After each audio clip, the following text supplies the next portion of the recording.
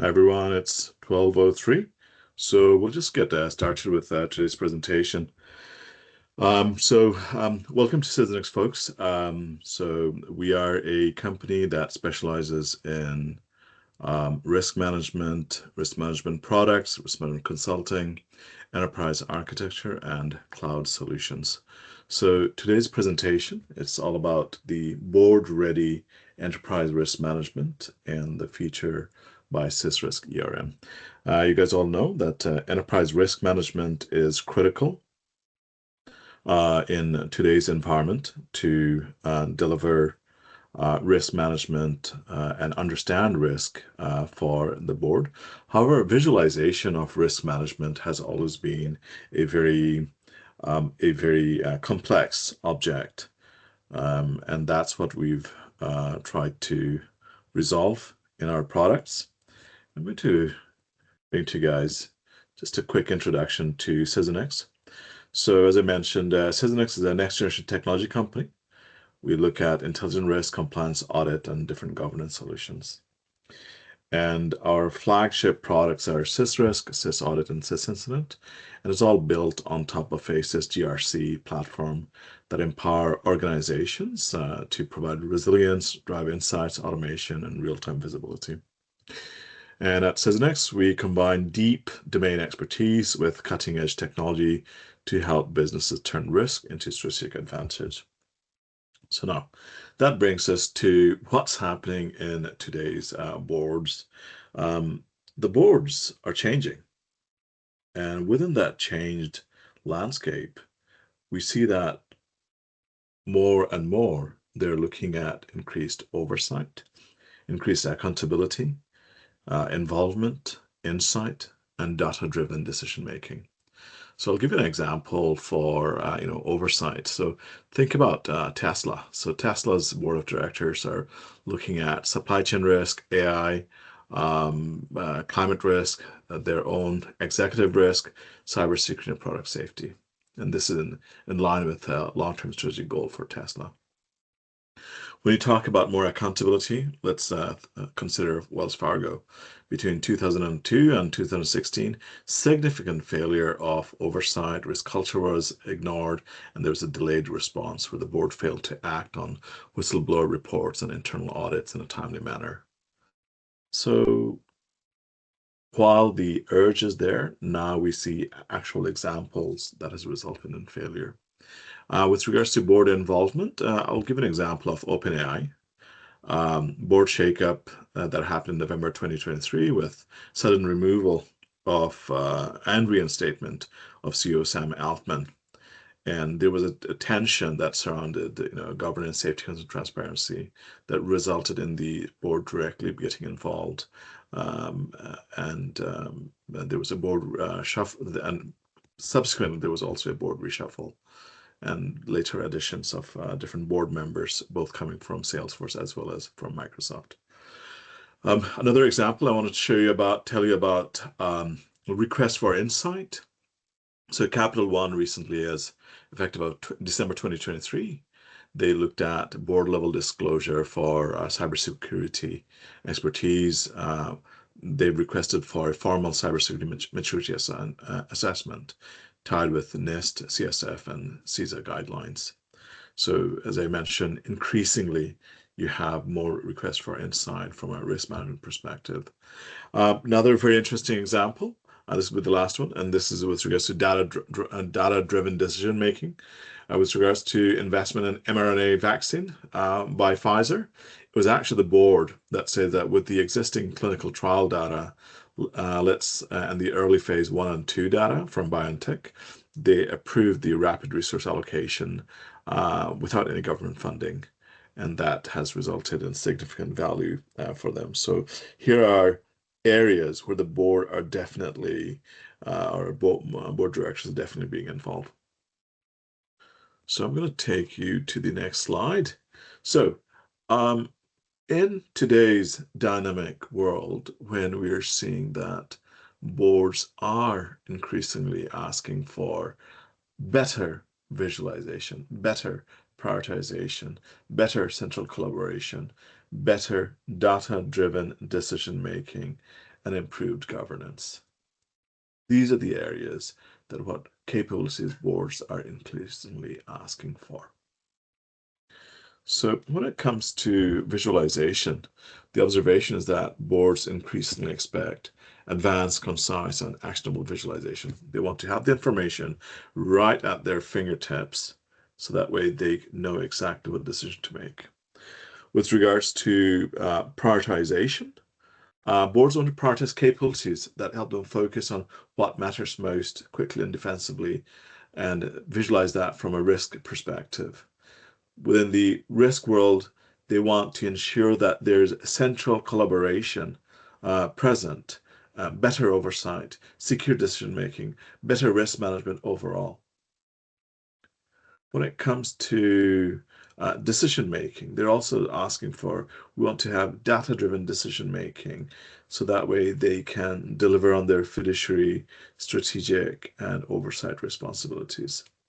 And finally, definitely, as always in all the cases, the board definitely wants better governance. Better governance because it's the foundation for trust, performance, compliance, and long-term value creation. So that's where we are. That's where we're coming from. Do I have any questions at this point of time? Massimo?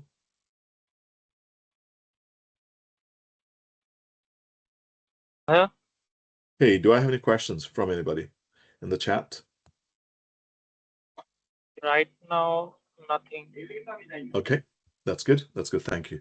Okay, so folks, the chat is open. So at any point of time, if you have any questions, please feel free to ask the questions, and any suggestion that you have, it's most warmly and delightfully accepted. Okay, so based on these capabilities that boards are increasingly asking for, now it comes to the point, what kind of technology or what activities are really tied to this? So what we're looking at is streamlining risk assessment, streamlining the risk mitigation, and enabling compliance processes. So the workflow that is tied to this, we increasingly see in different organizations that there is a hierarchy of flow that ultimately goes multi-layers, almost like in some organizations they're doing 3 layers, in some organizations they're doing 4 layer, 5 layer. In this case, you have analyst, business stakeholder, risk analyst is a single layer, then risk analyst, risk manager forming a second layer, risk manager, risk auditor forming the third layer, and finally it's actually going or getting into the board. So what are they doing in this case? Your analysts, they're looking at enterprise data collection, they're articulating risk through the enterprise, they're resolving individual risk items. The risk managers are looking at ensuring risk controls are in place. Your risk monitor, risk auditor, they're looking at the risk dashboards and reporting on insights. All the while, the corporate board is directing the risk appetite and risk management. And how are they doing it today? In all cases, the very most important thing is to load the data. Okay, find good quality data, ensure that the controls and data fidelity are present, track the risk, monitor and prioritize, improve risk resolution, and improve the workflow that is tied with risk management as a whole, and definitely have visualization that deliver value for the corporation and the company. Okay. So from there, I want to take you to the next slide. This is a blank slide. This is a blank slide, and this is intentionally left blank. This is intentionally left blank for the sake that the capability that the boards are requesting for are visualization, prioritization, central collaboration, data-driven decision-making, and governance. While the tools themselves are spreadsheet, Jira, ServiceNow, SharePoint, PowerPoint. So these are some of the tools that people are really looking at. So if you really want to ask that question, what is the tool that is most widely used throughout all enterprises for risk management? You've got it, and you probably also use it also, and those are spreadsheets. And in this case, Excel or Google Sheet, they rule supreme. Jira is being used. ServiceNow, they have risk management modules, but it was never built for risk management itself. SharePoint, intranet tools, these are also in use. I have seen one example of PowerPoint being used in a specific organization that I was involved with. But this is the uh, uh, almost exhaustive list, if you might say, for enterprise risk management throughout the globe. Yet the board themselves, they have said that we want better visualization, better prioritization, and central collaboration, data-driven decision making, and governance. Now, let's sink that in and try to understand, how do we visualize items in spreadsheet? We have lots of um, you know, spreadsheet related tools, uh, data points that we can utilize. We can also do filter and prioritization using that, but we're not able to centrally collaborate. We're not able to really gather mass lots of information and deliver value using that. We're not able to share this data to the board and say, hey, look at the spreadsheet. Here's all the data that is tied to this risk. That is not what their expectation is either. And to tie it back to governance is also extremely complicated.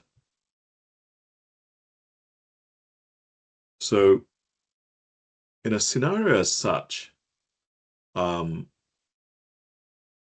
while there are many, many tools that are being used throughout the globe for a multitude of different areas, the board related risk management tool that provides enterprise level visualization for risk management is definitely wanting. It is definitely wanting, and there is the need to deliver on that tool.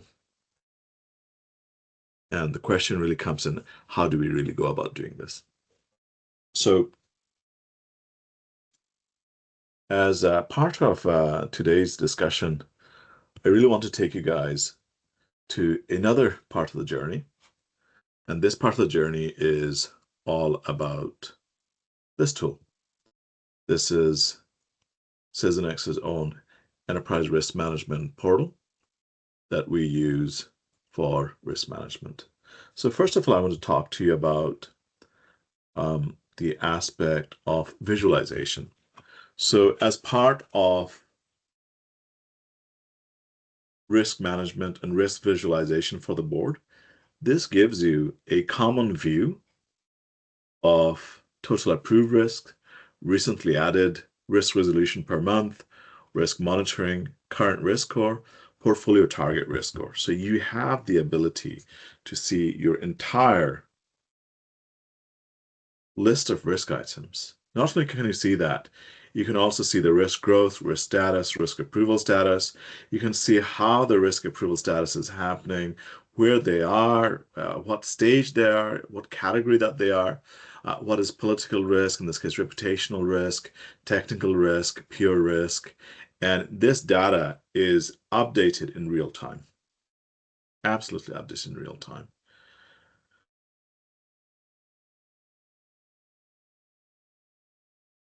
And this data not only is updated via the entire organization on a real-time basis, this data can also be visualized on a real-time basis. So the board says that I want to see what are the recently added risks as of right now. You can see exactly those risks. And this is just demo data, folks. So not only can you see the risk that's been added from a visualization perspective, you can actually do a drill down, understand what that risk is, and understand what that risk item is.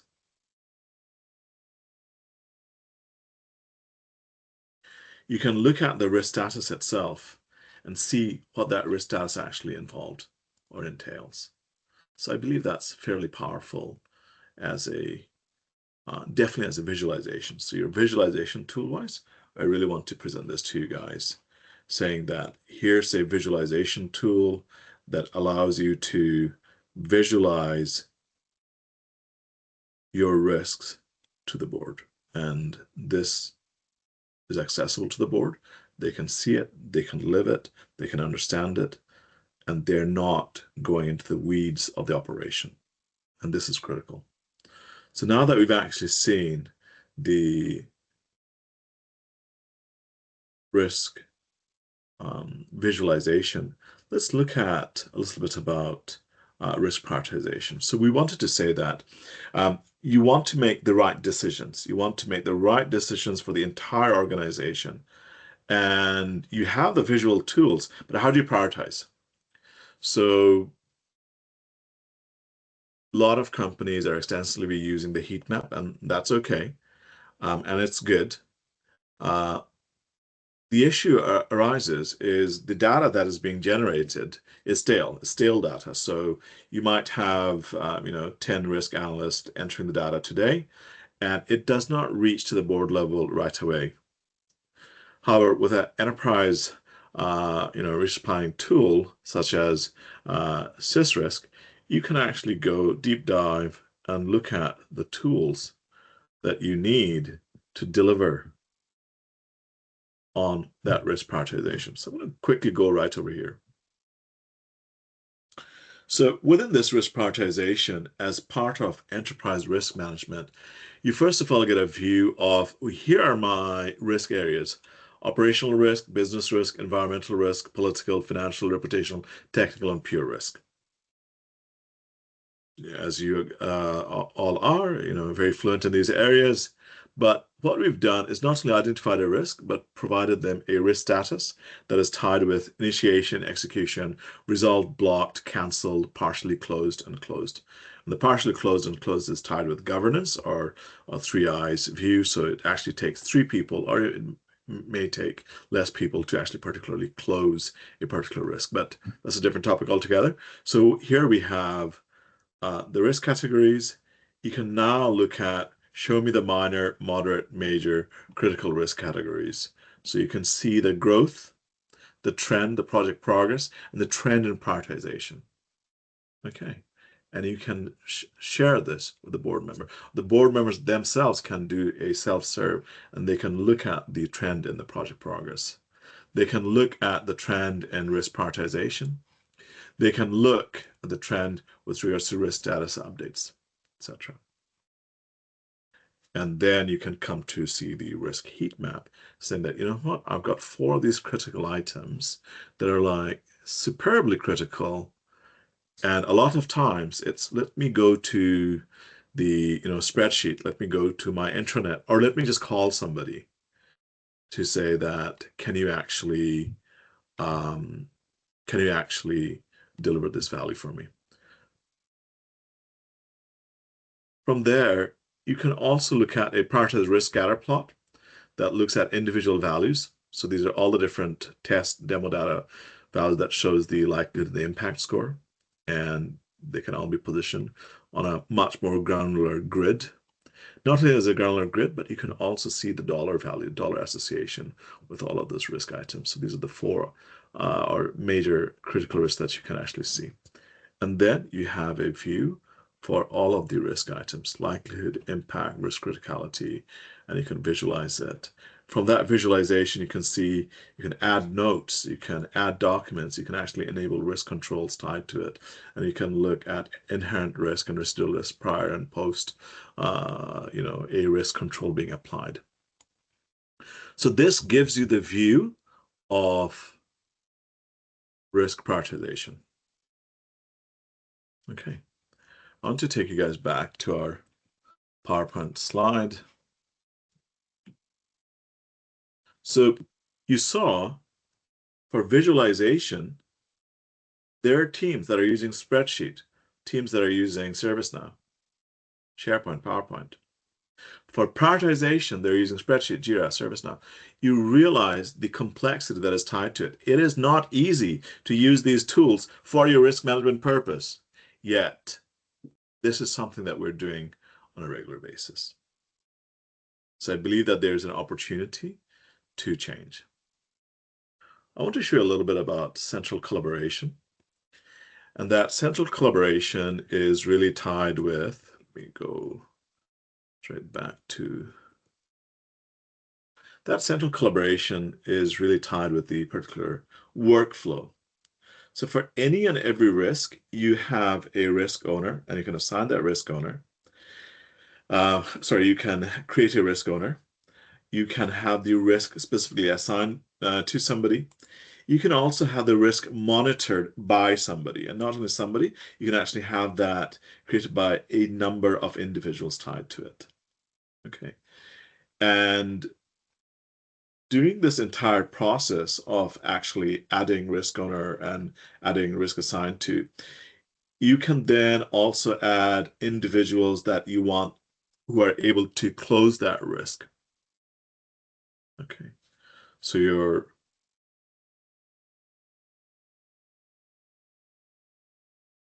risk owner, your risk assignee, your risk monitor, your risk closure.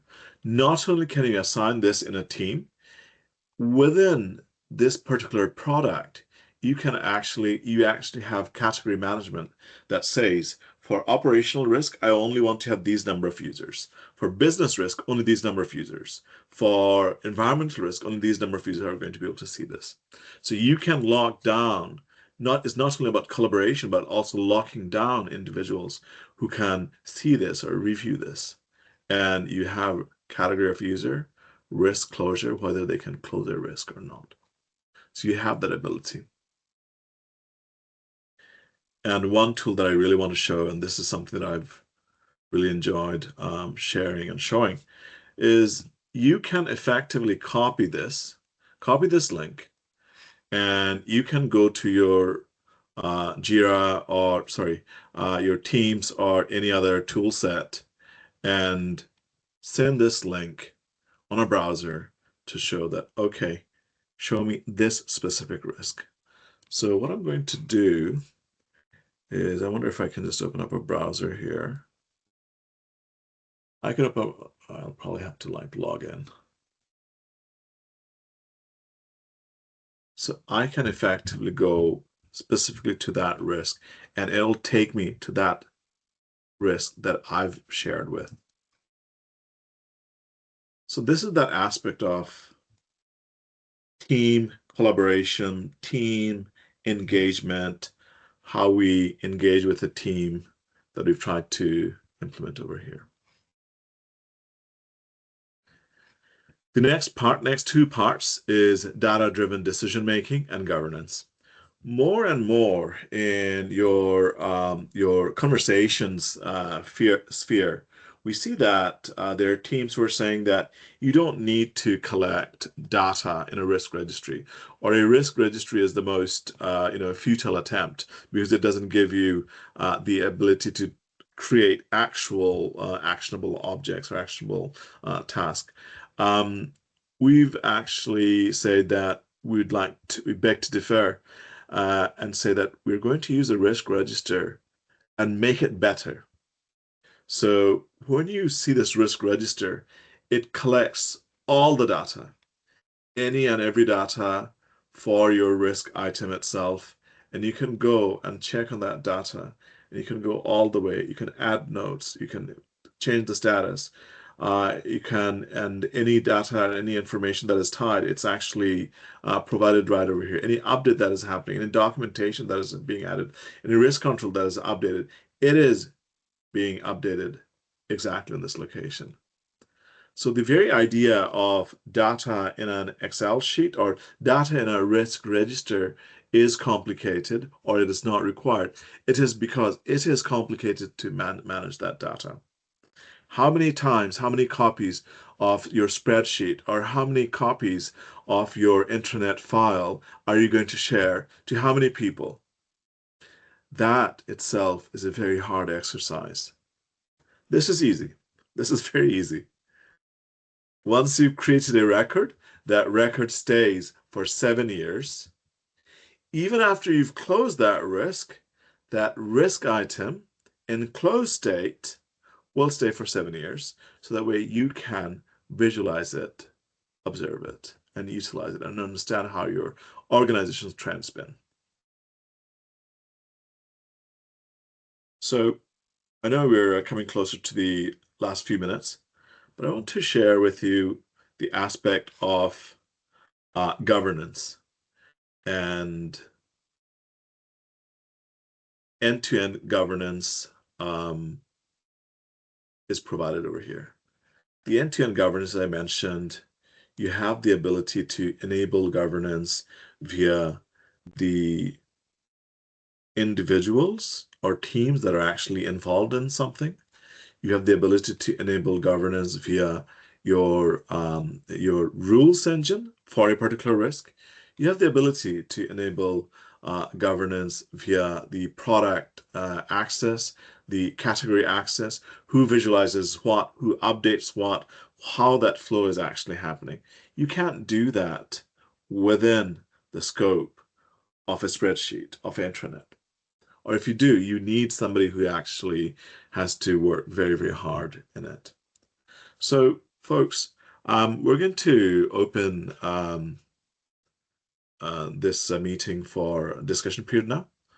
And as I said, I just want to wrap up by saying that we came in with the objective of saying that a board wants to visualize their risk. They want to prioritize their risk. They want to ensure that there's collaboration within the risk team. They want to ensure that there's data-driven decision making. They want to ensure that there's good governance. And the tool sets from a technology landscape that are at their disposal as of today are spreadsheets, Jira, ServiceNow, SharePoint, PowerPoint, etc. I think we can definitely do better. And I provided to you an example of how we can do better. So I will stop at this point of time. And that was a presentation that we had. So really appreciate it, guys.